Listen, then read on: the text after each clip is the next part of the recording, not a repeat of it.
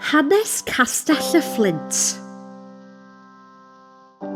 Mi gafodd Castell y Fflint ei hadeiladu yn y Fflint rhwng 1277 ac 1283 ar lannau dyfrdwy gan Edward y cyntaf o Loegr yn ystod ei refelu yn erbyn Llywelyn ap Gruffydd a'i frawd Dafydd.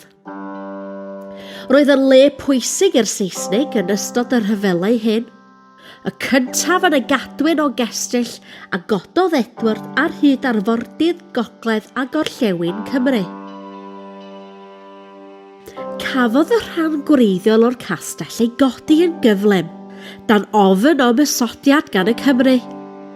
Mi wnaethon nhw gynllunio tref fechan ar yr un pryd wrth y castell a'r gynllun rheolaidd ac wedi hamgylchynu am muriau. Yn ystod rhyfel cartref Lloegr, newidiodd y castell ddwylo sawl gwaith. Cafodd ei gipio'n olaf gan luoedd y Seneddwyr yn 1646. Cafodd ei dynnu i lawr yn fuan ar ôl hynny.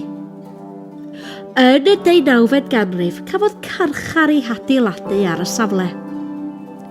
Adfeilion yn unig sydd ar y safle heddiw, ond mae'r tŵr yn olygfa drawiadol.